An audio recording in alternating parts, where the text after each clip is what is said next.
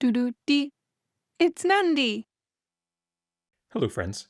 If you're late to the conversation, relics were a big appeal to Mythic, but in the immediate aftermath of Mythic's release, access to relics was slower than a lot of people wanted and expected.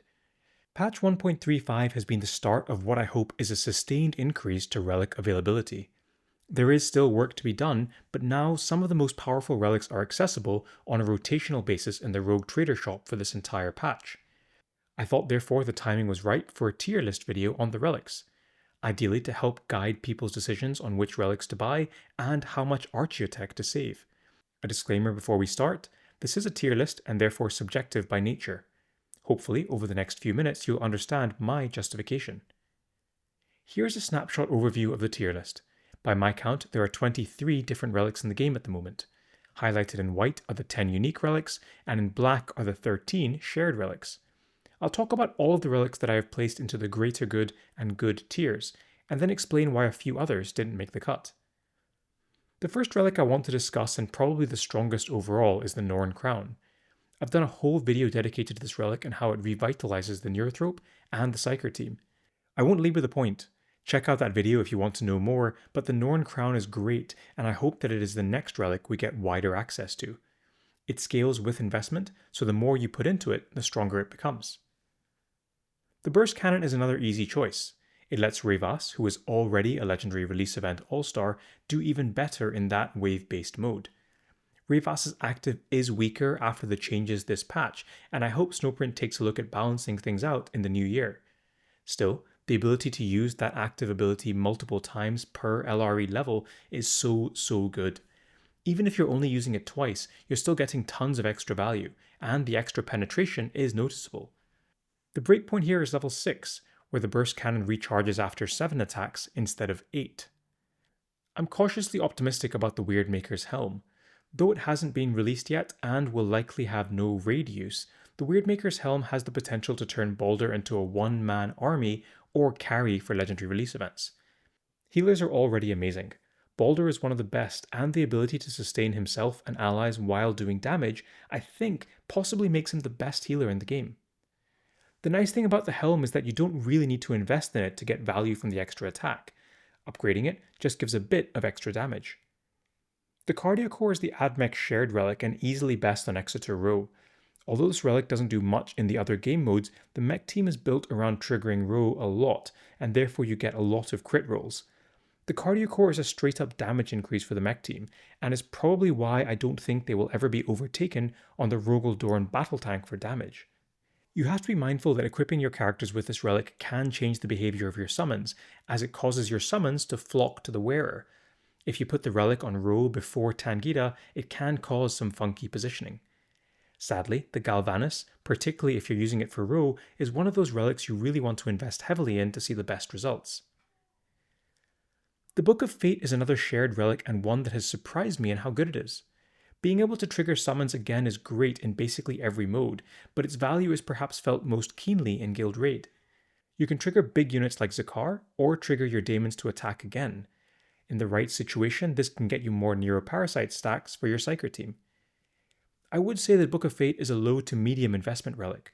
You can leave it low and trigger those extra attacks, but upgrading it increases the damage your daemons do. Onto the good tier. The Talon of Horus is a solid relic. It does extra damage and charges up Abaddon's passive more quickly, which is great. The scenario where you get loads of stacks in one turn sadly just doesn't come up as often as I would like, and that's what's preventing this relic from being in the greater good tier. Still, it's great, and splash damage is awesome for Horde mode. The Talon is another relic that I think you want to build up reasonably high. The splash damage is a big part of its value, particularly in legendary release events. I swithered about putting Celestine's relic in the good tier or down to the OK tier. I think that the effect is really strong when it triggers, and it makes her better in a mode she already excels in, War. On the one hand, buying and using a relic when only a handful of guilds are playing in Battlefield 5 with access to Mythic does seem a bit excessive. On the other hand, it is only a matter of time since Mythic becomes more ubiquitous in the game, eventually reaching Tournament Arena, where this will be incredible. The more you build the Ardent Blade, the better your Gemini are, but the Gemini are generally quite fragile anyway. I think you can leave this relic quite low and just treat any Gemini resurrections as free distractors. they're unlikely to last more than a round anyway. For the Dawnblade, I'm trying to put my personal bias aside. I have ranked it highly due to its self-healing effect that it provides on kill. It has a fairly unique ability to give a character, and there is also the extra damage that it provides Farsight, which makes him more lethal in modes like War. I don't think the Relic is a must for his raid performance, but you won't say no to some free damage. The Dawnblade will be a relic that I think you want to invest in if you have it. The higher the level, the more Farsight heals, and I think that is the main value in the relic, the self-sustain. Onto the shared relics. The Orb of Decay surprised me with how good it is. I stuck it on Corodius doing a legendary release event, and after he was done summoning his Poxwalkers, I was surprised by how Corodius just went around killing blobs of enemies. Area of effect damage is good, and this provides it to a faction that lacks it outside of Malladus. I would put the Orb of Decay into the same camp as Abaddon's relic. The more you invest in it, the more AoE damage you end up doing. Speaking of Malladus, the Daemonflesh Plate is another great shared relic.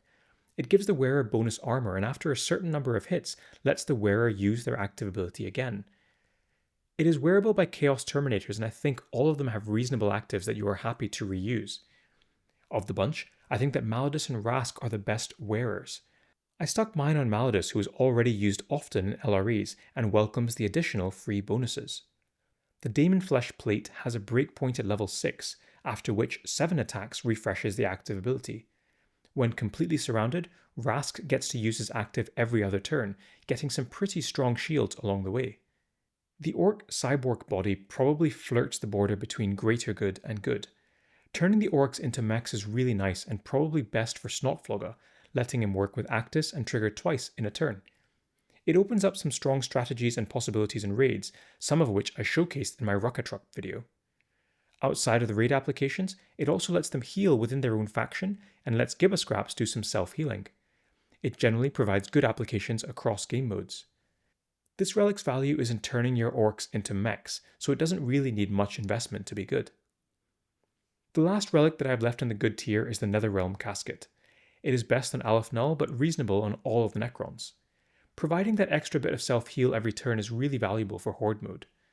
With Aleph Null, it basically supercharges her utility, letting her heal herself with her relic, an ally with her passive, and then theoretically either a further heal with her action, or she can attack.